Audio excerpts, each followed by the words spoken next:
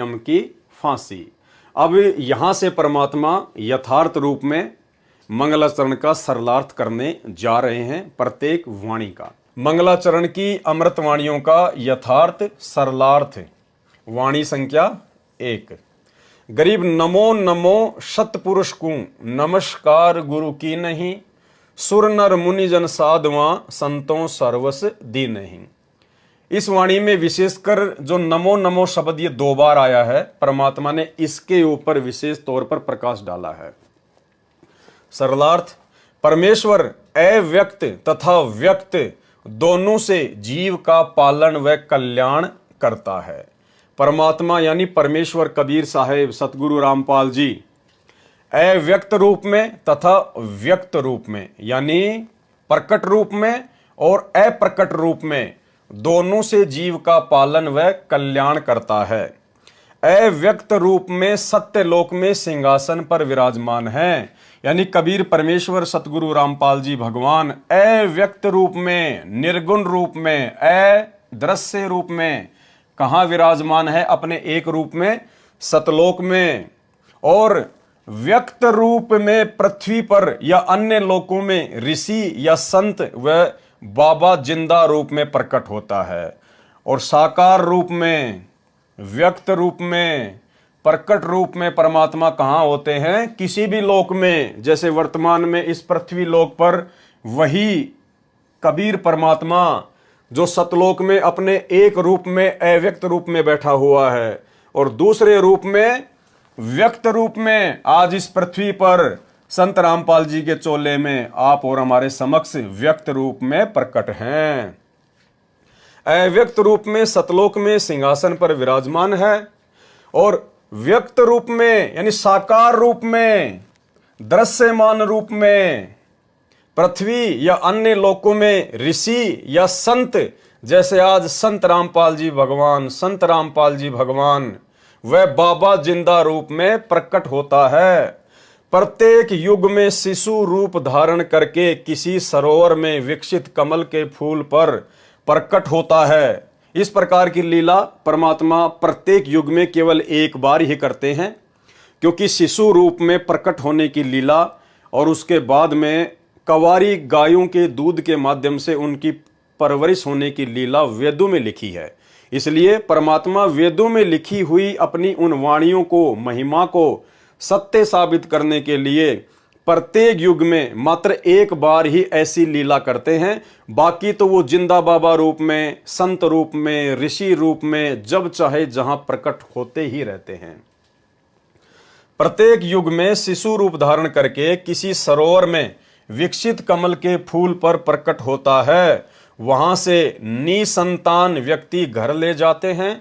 बड़े होकर परमात्मा तत्व ज्ञान का उपदेश करते हैं तथा सामान्य नागरिक की तरह अपना व्यवसाय भी करते हैं। जिस प्रकार आज वही कबीर परमात्मा व्यक्त रूप में, साकार रूप में, संत रामपाल जी के रूप में प्रकट होकर एक सामान्य व्यक्ति की तरह लीला कर रहे हैं, भूमिका कर रहे हैं और अपना व्यवसाय भी करके दिखाया। जिस प्रकार परमेश्वर जूनियर इंजीनियर की नौकरी किया करते थे, परमात्मा दिखाया परमात्मा ने, जो वेदों में परमात्मा की महिमा लिखी हुई है। क्योंकि एक सत्संग में सतगुरु रामपाल जी परमेश्वर जी ने अपने आप को छुपाते हुए और परमेश्वर जी ने अपने आप को व्यक्त भी किया उसी सत्संग के माध्यम से, ये कहते हुए कि परमात्मा जब यहाँ आते हैं तो एक सामान्य नागरिक की तरह अपना व्यवसाय करते हैं और अपनी भक्ति भी करते हैं। और फिर गुरुदेव ने कहा कि 650 साल पहले परमात्मा जुलाहे का काम किया करते थे, और यदि आज परमात्मा होते तो छोटी मोटी कोई नौकरी करते। नौकरी 650 साल पहले परमात्मा नौकरी नहीं करते थे, खुद का व्यवसाय करते थे, और खुद के व्यवसाय को नौकरी नहीं कहा जाता। लेकिन सतगुरु रामपाल जी परमेश्वर जी ने इस सत्संग में यह कहा कि अगर आज परमात्मा होते या आज आते, अपने आप को छुपाते हुए, जबकि स्वयं ही परमात्मा हैं, और कह रहे हैं यदि आज परमात्मा आते तो कोई छोटी मोटी नौकरी करते। नौकरी शब्द क्यों यूज किया परमात्मा ने? क्योंकि आज परमेश्वर ने नौकरी ही करके दिखाया है। तो ये छोटा सा सत्संग सुनिए गुरु जी का, जिससे आपको यकीन होगा, विश्वास होगा कि नौकरी शब्द परमात्मा ने क्यों यूज किया, क्योंकि आज परमेश्वर नौकरी ही करके दिखा रहे हैं। कबीर परमात्मा जी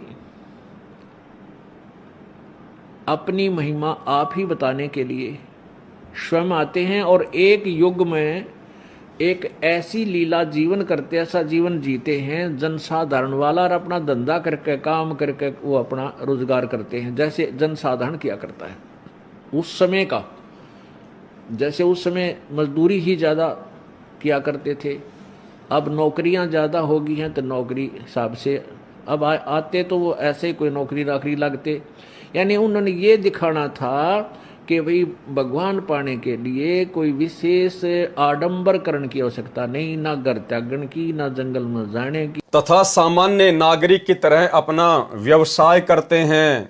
इसके साथ साथ भक्ति करके भी दिखाया करते हैं। जिस प्रकार सतगुरु रामपाल जी स्वयं पूर्ण ब्रह्म परमात्मा होते हुए भी, जिन्हें ना तो भक्ति करने की आवश्यकता है, ना जिन्हें मंत्र करने की आवश्यकता है, ना जिनको अन्य कोई धार्मिक यज्ञ करने की आवश्यकता है, लेकिन परमेश्वर आप और हमारे से समस्त आध्यात्मिक क्रियाएं करवाने के लिए स्वयं भी एक भगत की भूमिका करते हैं और सभी आध्यात्मिक क्रियाओं को करते हैं, ताकि जब हम उनके शिष्य बने तो हम भी अपने गुरु जी को फॉलो करें। इसके साथ साथ भक्ति करके भी दिखाया करते हैं तथा सत्य आध्यात्मिक ज्ञान का भी प्रचार करते हैं। यानी हमारे गुरुदेव भगवान जो सत्संग कर रहे हैं वो सत्य आध्यात्मिक ज्ञान का प्रचार है। परमेश्वर सामान्य नागरिक की भूमिका करके उदाहरण पेश करते हैं कि भगत को अपना कर्म भी करना चाहिए तथा भक्ति साधना भी करते रहना चाहिए। जिस प्रकार अभी आपने सत्संग सुना जिसमें परमेश्वर ने बताया कि यदि आज परमात्मा होते तो कोई छोटी मोटी नौकरी करते।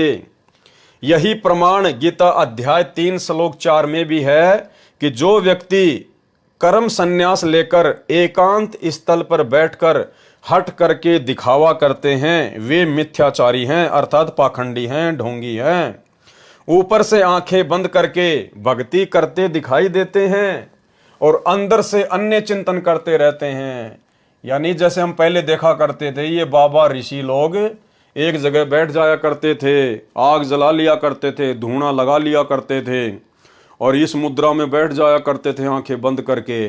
और परमात्मा कहते हैं कि अंदर से ना जाने वो क्या क्या सोचता रहता था, घर की, परिवार की, दान धर्म की, दक्षिणा की, अंदर से और चिंतन चलता रहता था और बाहर से साधु ऋषि महात्मा का दिखावा करके ढोंग करते थे, पाखंड करते थे।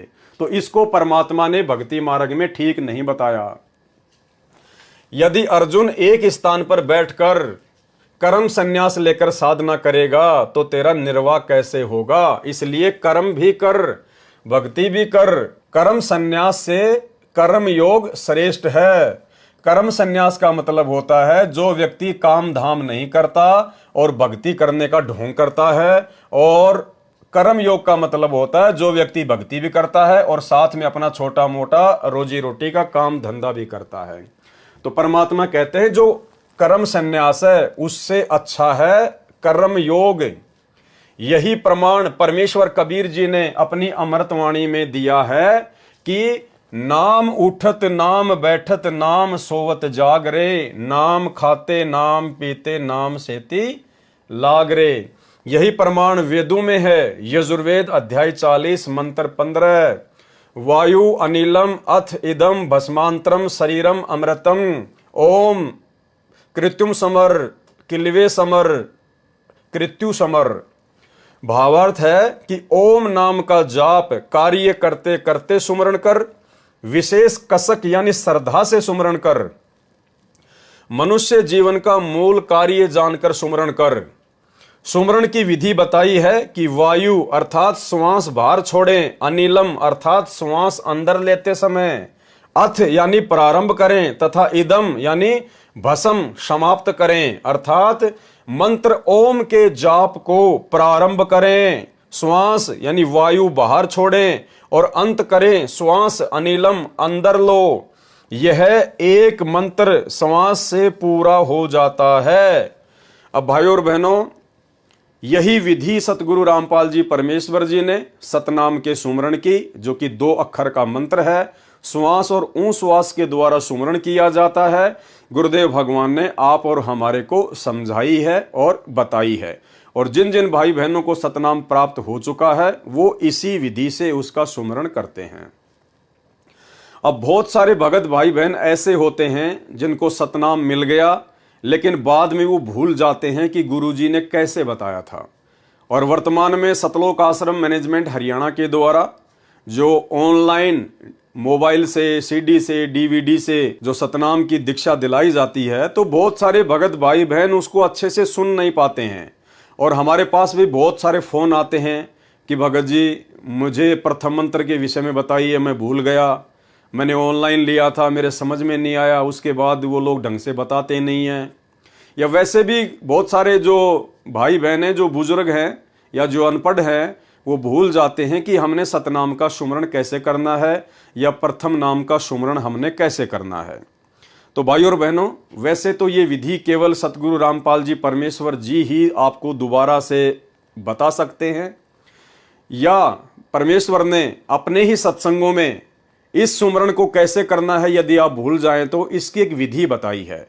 और क्या कहा गुरुदेव भगवान ने कि यदि आपको प्रथम नाम में भूल पड़ गई है, तो यदि आपके आसपास कोई ऐसा भगत है जिसने प्रथम नाम लिया हुआ है, तो आप उससे प्रार्थना कीजिएगा, और वो भगत फिर आपको डायरेक्ट विधि ना बताकर, यानी डायरेक्ट विधि यदि आपको बताएगा कि भाई ये मंत्र ऐसे जाप करना है, इसको ऐसे जाप कर, तो उसका नाम खंडित हो जाएगा, वो फिर उसका गुरु बन जाएगा। तो परमेश्वर ने उसका एक तरीका बताया कि जिस भगत को प्रथम नाम प्राप्त है, तो वो भगत ये कहकर उस भगत को वो मंत्र जाप करके बोलकर सुना सकता है कि भाई मुझे तो गुरुजी ने नाम दीक्षा देते समय प्रथम मंत्र इस प्रकार से सुनाया था, और मैं प्रथम मंत्र प्राप्त करके गुरुजी के द्वारा बताई गई विधि अनुसार मैं तो इस प्रकार से प्रथम मंत्र का बोलकर जाप करता हूं। और वो भगत प्रथम मंत्र को बोलकर जाप करना शुरू कर दे, तो सामने वाला भगत जब वो जाप करेगा तो वो समझ जाएगा कि मंत्र को कैसे जाप करना है, कौन सा मंत्र कितनी बार बोलना है। तो इससे उसको विधि समझाने वाले भगत की मर्यादा भी खंडित नहीं होगी, क्योंकि उसने बीच में अपने गुरुदेव भगवान को रख लिया कि मुझे तो गुरुजी ने ऐसे बताया था और मैं तो ऐसे जाप करता हूं। तो जब वो मंत्र को जाप करना शुरू करेगा तो सामने वाला भगत जिसको भूल पड़ गई है वो उसके मुख से मंत्र को सुनकर समझ जाएगा कि मुझे मंत्र कैसे जाप करना है। तो ये विधि सतगुरु रामपाल जी परमेश्वर जी ने आप और हम सबको बताई है, ये उनका आदेश भी है। यदि किसी भगत भाई बहन को भूल पड़ जाए और यदि आपसे कोई फोन पर या कैसे भी यदि आपसे वो विधि जानना चाहता है, तो फोन की तो दास आपको राय नहीं देगा, क्योंकि मोबाइल पर आजकल रिकॉर्डिंग हो जाती है, वो फिर वायरल हो जाती है। तो उससे उचित तरीका ये है कि आमने सामने होकर और आप जी पहले ये कन्फर्म कर लें कि सामने वाला भगत जो मुझे कह रहा है कि मुझे प्रथम नाम में भूल पड़ गई है या सतनाम में भूल पड़ गई है, तो पहले आप जी कन्फर्म कर लें कि उसको प्रथम नाम मिला है या नहीं, उसको सतनाम मिला है या नहीं, उसका नाम दीक्षा का फॉर्म आदि चेक कर लें। उसके बाद ही आपने अपने गुरुदेव भगवान के आदेश अनुसार गुरुदेव भगवान को बीच में रखकर उसको विधि बतानी है, समझानी है। तो छोटा सा ये सत्संग है सतगुरु रामपाल जी परमेश्वर जी का, ताकि आप किसी भी भगत भाई बहन को शंका ना हो कि भाई कहीं हम इस पवन दास के कहने पर किसी भगत को इस प्रकार से बता दें तो हमारी मर्यादा खंडित ना हो जाए। तो ये सतगुरु रामपाल जी परमेश्वर जी का स्वयं का आदेश है। आप जी एक बार उनके मुख कमल से सुन लीजिए कि कैसे आप किसी भगत को मंत्र जाप की विधि के विषय में बता सकते हैं। बोलो सतगुरुदेव की जय हो। कोई भी भक्ति मार्ग का आपको गाइडलाइन दास देगा, अन्य कोई नहीं दे सकता। आप जी ये भी नहीं कह सकते, किसी कोई पूछता आपसे कि सुमरण कैसे करूं मैं दूसरे मंत्र का, सतनाम का, सारनाम का, तो आपने जिक्र करना ही नहीं है किसी के सामने। आप नहीं बता सकते उसको कि ये मंत्र बाहर छोड़िए अंदर ले, नहीं तो आप उसके गुरु हो जाओगे, आपका नाम खंड हो जाएगा। आप उसको ऐसे बता सकते हो कि गुरुजी ने मुझे ऐसे बताया, मैं तो ऐसे सिमरण करता हूं। वो भी सतनाम जिसने ले रखा हो, जिसने ले नहीं रखा उसको नहीं बता सकते। जिसने ले रखा है वो कहता मेरे भूल लगी है। और वैसे तो हम यहाँ शुद्ध करा देते हैं, यहाँ भी आप पूछ सकते हो। वैसे भी जिसने उपदेश ले रखा है, दूसरे ने भी ले रखा, सतनाम दोनों ने ले रखा है, उसको ये नहीं कह सकते आप कि ये पहला मंत्र ऐसे छोड़ दूसरा ऐसे ले, आपका नाम खंड हो जाए, क्योंकि आप उसके गुरु बन गए। आप उसको इतना कह सकते हो कि गुरु जी ने हमें ऐसे बताया है, ये मंत्र ऐसे छोड़ना है, ये ऐसे लेना है। वो समझ जाएगा दूसरा कि ऐसा मंत्र।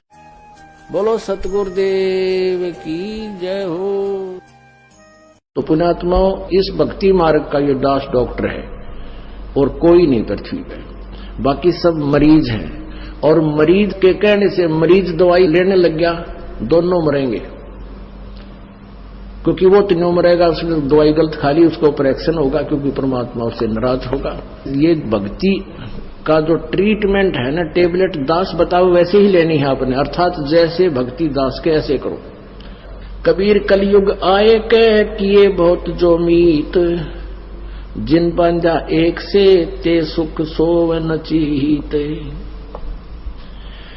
कबीर गुरु मर्याद न भक्तिपन, नहीं पिया का अधिकार, कह कबीर व्यभिचारणी का कहीं नहीं सत्कार। अब जैसे अभी आपको पता है कि वो दो निकम्मी आत्मा, एक ने कहा इसमें भगवान आता है, 10-20 भगत खराब हो गए थे, उनका पता लगा, उनको डांटा धमकाया निकम्मियों को कि तुम बर्बाद हो जाओगे, इसी ये दुष्ट करा कितने धक्के खानते आंडे। यहाँ पहले भी कबीर साहब की वाणी यही थी, गीता जी भी यही थी, वेद भी यही थे, किसी ने कह भी नहीं पता था। इस दास से थोड़ा बहुत ज्ञान सुन के पंसारी बनना चाहते हैं, हमने तो बड़े बड़े ढाणे हैं, ये दो कुतरू फेर पैदा होते हैं। कहते हैं संगत माए कुसंगत उपजा, जैसे बन में बांस, पाग किस आग लगा दे करे बनखंड का भी नाश। ऐसे दुष्ट टाइप के इंसान होते हैं जो संगत में से कुसंगत उपजती है, जैसे बन के अंदर बांस उग जाता है। तो ऐसे कीड़ों से भी हमने सावधान रहना चाहिए। कोई भी भक्ति मार्ग का आपको गाइडलाइन दास देगा, अन्य कोई नहीं दे सकता। आप जी ये भी नहीं कह सकते, किसी कोई पूछता आपसे कि सुमरण कैसे करूं मैं, दूसरे मंत्र का, सतनाम का, सारनाम का तो आपने जिक्र करना ही नहीं है किसी के सामने। ठीक इसी प्रकार भाई और बहनों, यदि सतनाम मंत्र के विषय में किसी को भूल पड़ जाए तो अभी अभी आपने गुरुदेव के मुख कमल से इसी सत्संग में सुना कि प्रथम नाम और सतनाम तक हम बता सकते हैं।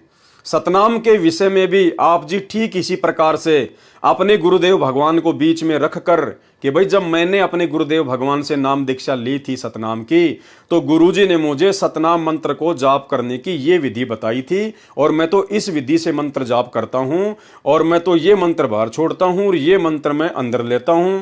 मैं शुरू कौन से मंत्र से करता हूं और खत्म कौन से मंत्र से करता हूं। तो ये थोड़ी सी विधि तो यहां पर सतगुरु रामपाल जी परमेश्वर जी ने भी आप और हमारे को जो है ये बताई हुई है कि जो ओम नाम का मंत्र है उससे हम सतनाम के जाप की शुरुआत करें। जब भी हम सतनाम मंत्र को जप करना शुरू करें तो शुरुआत केवल ओम मंत्र से करेंगे, श्वास को बाहर छोड़ते समय। और दूसरा जो मंत्र हमें गुरुदेव भगवान ने दिया है जो अक्षर पुरुष का है, उस मंत्र को हमने श्वास के साथ अंदर लेना है। और जब भी हम सतनाम के जाप का सुमरण करना छोड़ें, जैसे बीच में कोई काम याद आ गया या मोबाइल पे कोई फोन आ गया, यदि हमें सतनाम के जाप को बंद करना पड़ रहा है तो शुरुआत तो परमात्मा ने बताया कि हमने ओम नाम के मंत्र के साथ करना है और उसकी समाप्ति हमने जो अक्षर पुरुष का मंत्र है, जो दूसरा मंत्र है जो हम श्वास के साथ में अंदर लेते समय सुमरण करते हैं, उस दूसरे मंत्र के साथ में श्वास अंदर लेते समय हमने सतनाम के जाप को समाप्त करना है। ये विधि परमेश्वर जी ने सतनाम के सुमरण के विषय में सार्वजनिक तौर पर आप जियों को यहां पर जो है बताई हुई है। देखिए क्या लिखा परमात्मा ने। सुमरण की विधि बताई है कि वायु अर्थात श्वास बाहर छोड़ते समय, अनिलम श्वास अंदर लेते समय, अथ मानी प्रारंभ करें तथा इदम यानी समाप्त करें, यानी कौन से मंत्र के साथ में सतनाम का सुमरण शुरू करें और कौन से मंत्र के साथ में सतनाम का सुमरण समाप्त करें। अर्थात ओम मंत्र के जाप को प्रारंभ करें श्वास के साथ, जब भी सतनाम का सुमरण शुरू करें तो ओम मंत्र के साथ में श्वास को बाहर छोड़ते समय हम उसकी शुरुआत करें, श्वास वायु बाहर छोड़ें और अंत करें श्वास अर्थात अनिलम अंदर लो, यह एक मंत्र श्वास से पूरा हो जाता है। ओम मंत्र का सुमरण शरीर के भस्म अंत होने तक सुमरण करने से ओम नाम से होने वाला अमृतम अर्थात अमृतत्व यानी ब्रह्मलोक प्राप्त हो जाता है। और इसी वीडियो में सतगुरु रामपाल जी परमेश्वर जी ने बताया है कि यदि किसी को सारनाम मिला हुआ है, सतगुरु रामपाल जी परमेश्वर जी से सतलोक आश्रम बरवाला में या फिर करोथा में यदि किसी भगत भाई बहन को सारनाम मिला हुआ है और सारनाम के विषय में अगर किसी को भूल पड़ जाती है, तो सतगुरु रामपाल जी परमेश्वर जी का स्पष्ट आदेश है कि सारनाम यदि आपस में पति और पत्नी को भी मिला हुआ है और यदि पति या पत्नी को भूल पड़ गई तो वो भी आपस में एक दूसरे को सारनाम की विधि के विषय में नहीं बता सकते। ये सख्त आदेश है, आपको गुरुदेव भगवान के पास ही जाना पड़ेगा। इसलिए परमात्मा स्वयं प्रैक्टिकल क्रियावंत करके उदाहरण पेश करते हैं। उस समय परमात्मा व्यक्त होते हैं, यानी जिस समय परमात्मा इस पृथ्वी पर एक संत जिंदा बाबा या ऋषि रूप में प्रकट होते हैं, वो छोटा मोटा अपना कोई काम धंधा भी वो करके दिखाते हैं।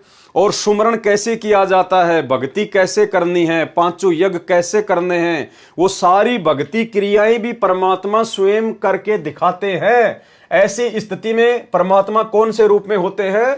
उस समय परमात्मा व्यक्त रूप में होते हैं। जैसे आज सतगुरु रामपाल जी परमेश्वर जी धरती पर व्यक्त रूप में हैं और परमेश्वर ये सभी आध्यात्मिक जो क्रियाएं हैं वो सबसे पहले स्वयं करते हैं, उसके बाद आप और हमारे को बताते हैं, समझाते हैं। इसलिए परमेश्वर को 2 बार नमस्कार नमो नमो कहा है। यानी मंगलाचरण में ये जो परमेश्वर जी ने वाणी कही है कि गरीब नमो नमो सतपुरुष को और नमस्कार गुरु की नहीं, तो परमेश्वर कहते हैं इसलिए परमात्मा को व्यक्त और अव्यक्त दोनों रूप में 2 बार नमो नमो अर्थात नमस्कार कहा है। यानी परमेश्वर के एक रूप को जो सतलोक में वे बैठे रहते हैं अव्यक्त रूप में, निर्गुण रूप में, एक तो उस रूप को नमो नमो के तहत नमस्कार कहा जाता है और दूसरा जो नमो शब्द है वही अव्यक्त परमात्मा निर्गुण परमात्मा जो सतलोक में बैठा है, जब वो संत रूप में धरती पर प्रकट होता है एक तत्वदर्शी संत के रूप में, जिंदा बाबा के रूप में या किसी ऋषि के रूप में समय अनुसार, तो दूसरा जो वो नमो शब्द है वो उस व्यक्त सतगुरु के लिए, उस प्रकट गुरु के लिए यूज किया जाता है। इसलिए परमेश्वर को 2 बार नमस्कार अर्थात नमो नमो कहा है। फिर गुरु जी को नमस्कार करने का प्रावधान है। अब ये आपने थोड़ा सा भाई और बहनों यहां पे समझना पड़ेगा। अब ये तीसरा रूप हो गया, तीसरा रूप हो गया क्योंकि 2 रूप तो हमने पहले पढ़ लिए, परमात्मा के व्यक्त और अव्यक्त रूप। और जो 2 बार नमो नमो लिखा है वो केवल परमात्मा के 2 ही रूप के लिए लिखा हुआ है। एक परमात्मा सतलोक में अव्यक्त रूप में, दूसरा जब वो परमात्मा सतगुरु बन के आता है धरती पर व्यक्त रूप में उसके लिए। तो भाई अगर हम लोग नमो नमो कहते हैं तो हमारा एक जो नमो शब्द है वो तो हो गया सतलोक में बैठे हुए अव्यक्त परमात्मा के लिए, और दूसरा जो नमो है वो अव्यक्त परमात्मा सतलोक से चलकर जब संत रूप में आता है, जैसे आज धरती पर आ गए संत रामपाल जी के रूप में, तो ये दूसरा जो नमो शब्द है ये सतगुरु रामपाल जी के लिए हो गया, यानी ये गुरु के लिए हो गया। फिर ये तीसरा रूप कौन सा आ गया? फिर गुरु जी को नमस्कार करने का प्रावधान है। यहां परमेश्वर अपने आप को छुपाते हैं, परमात्मा से भिन्न दर्शाते हैं, जबकि ऊपर उन्होंने स्पष्ट कर दिया कि नमो नमो यानी एक रूप में परमात्मा सतलोक में और दूसरे रूप में गुरु रूप में संत रूप में जब वो धरती पर आता है तो उसके लिए कहा जाता है। तो दोनों रूप फाइनल हो गए। फिर तीसरा रूप ये गुरु जी का कौन सा आ गया? यानी आप और हमने समझना पड़ेगा कि हमारे गुरुदेव भगवान इस अपने दूसरे रूप के तहत धरती पर स्वयं ही प्रकट हैं, स्वयं ही ये सतगुरु रूप में कबीर परमात्मा व्यक्त रूप में धरती पर प्रकट हैं। यानी दोनों रूप एक ही हैं। अव्यक्त भी यही सतगुरु रामपाल जी हैं जो सतलोक में बैठे हैं, और व्यक्त रूप में भी यही सतगुरु रामपाल जी हैं जो अपने दूसरे रूप में धरती पर तत्वदर्शी संत की भूमिका में आप और हम अपनी प्यारी आत्माओं को वर्तमान में ज्ञान समझा रहे हैं।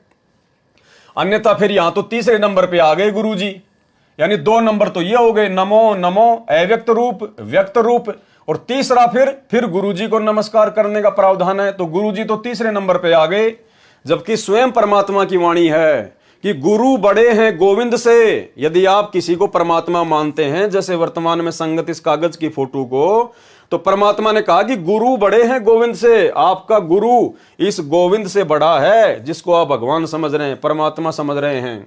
तो यहां फिर गुरु जी को तीसरे नंबर पर क्यों रखा? तो ये परमेश्वर अपने आप को छुपाते हैं, अंत तक अपने आप को छुपाएंगे, और ये ज्ञान परमात्मा ने इसीलिए दिया है कि हम अपने गुरुदेव भगवान की वास्तविक स्थिति से रूबरू हो जाएं, उनको पहचान जाएं, और ज्ञान आधार से हम अपने गुरुदेव भगवान की परमात्मा के रूप में पहचान करें। फिर गुरुजी को नमस्कार करने का प्रावधान बताया है। फिर सुर देवताओं नर सर्व मानव शरीरधारी प्राणियों का सत्कार करने को कहा है, क्योंकि जिन प्राणियों को मानव शरीर प्राप्त है वे बहुत पुण्यकर्मी जीव हैं। मानव शरीर प्राप्त करके जो भक्ति करते हैं वे ऋषि मुनि भक्त कहलाते हैं। वे अपने मानव जीवन को सफल करके कोई देव पद को प्राप्त कर चुके हैं, कोई भक्ति कर रहे हैं, वे सर्व आदरणीय आत्माएं हैं। यानी अनादरणीय इस पृथ्वी पर भगत के लिए कोई भी नहीं है। जो मानव शरीर प्राप्त करके भक्ति नहीं कर रहे वे भी अच्छी आत्माएं हैं। अच्छी आत्माएं इसलिए हैं कि वर्तमान की पिछली पीढ़ी में जिस समय पृथ्वी पर परमात्मा स्वयं प्रकट है, उस समय उन आत्माओं को मानव जन्म प्राप्त है, इसलिए उनको भी विशेष आदरणीय आत्माएं कहा गया है। वे सर्व आदरणीय आत्माएं हैं। जो मानव शरीर प्राप्त करके भक्ति नहीं करते वे भी अच्छी आत्माएं हैं, उनका भी सत्कार करना आवश्यक है। यानी चाहे किसी ने नाम दीक्षा ले रखी है या नहीं ले रखी है, हम भक्तों का यह कर्तव्य है, गुरु जी की शिक्षा है कि हमने सबको आदर दृष्टि से देखना है, सबका सम्मान करना है, सबकी हमने इज्जत करनी है।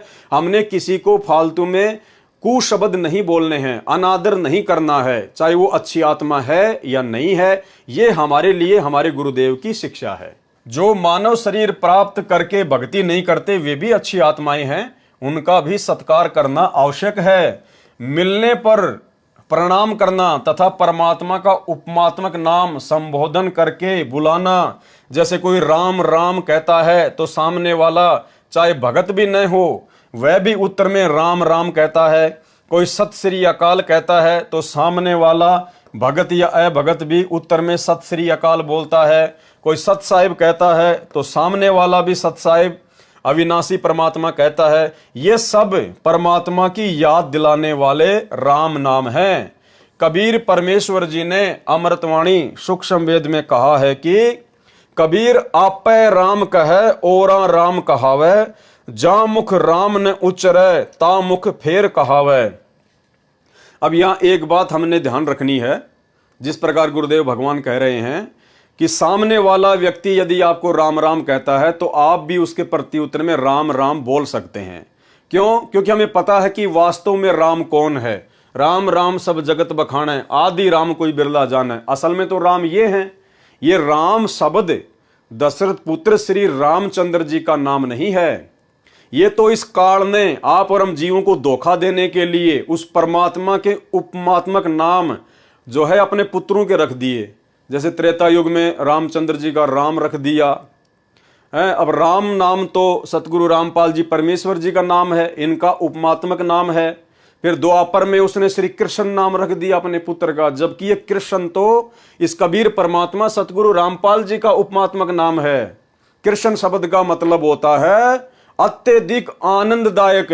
तो अत्यधिक आनंददायक तो वर्तमान में परमात्मा है, उनकी संगति है, उनकी शरण है, उनके चरण हैं।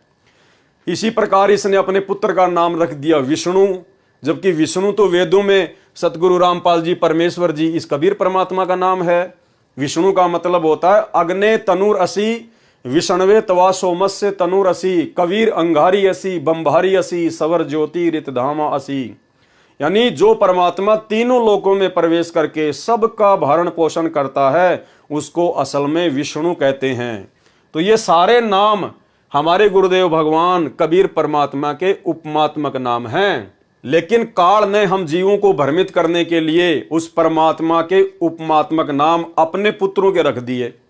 तो सामने वाला यदि हमें राम राम कहता है तो हम भगत भी उनको राम राम बोल सकते हैं, क्योंकि हमारा राम कौन है, हमारी सुई कहां जाएगी हमें पता है। सामने वाला यदि सत श्री अकाल कहता है तो हम भी सत श्री अकाल बोल सकते हैं, क्योंकि सत श्री अकाल का मतलब होता है जो परमात्मा कभी काल के अंतर्गत ना आए, अविनाशी परमात्मा। तो हमें तो पता है कि सत श्री अकाल कौन है। लेकिन ध्यान रखना है, यदि कोई सीताराम सीताराम कहे तो हमने सीताराम नहीं कहना। राम तो ठीक है, लेकिन राम के साथ में जो सीता शब्द जुड़ गया ना, वो सीता हमारे परमात्मा का उपमात्मक नाम नहीं है। यदि कोई जय माता दी कहे तो हमने जय माता दी नहीं बोलनी है। तो हमने ध्यान रखना है इन बातों का। जिस प्रकार के शब्द आप और हमारे को बोलने से मर्यादा खंडित ना हो, जो हमारे परमात्मा के उपमात्मक नाम हो, केवल उन्हीं नामों से हम सामने वाले को उसी के प्रति उत्तर में संबोधित कर सकते हैं, जिससे मर्यादा खंडित ना हो। कबीर आपे राम कहे औरा राम कहावे, जा मुख राम न उचरे ता मुख फेर कहावे। भावार्थ है कि परमेश्वर जी ने बताया है कि जो व्यक्ति स्त्री पुरुष मिले तो उसको प्रणाम के साथ परमात्मा का नाम भी बोलो। यदि सामने वाला राम राम नहीं बोला तो फिर बोलो, तब वह सामने वाला अवश्य बोलेगा, कई बार बोलेगा राम राम राम राम। जो व्यक्ति भक्ति नहीं करता वह अपना मानव जीवन व्यर्थ कर रहा है।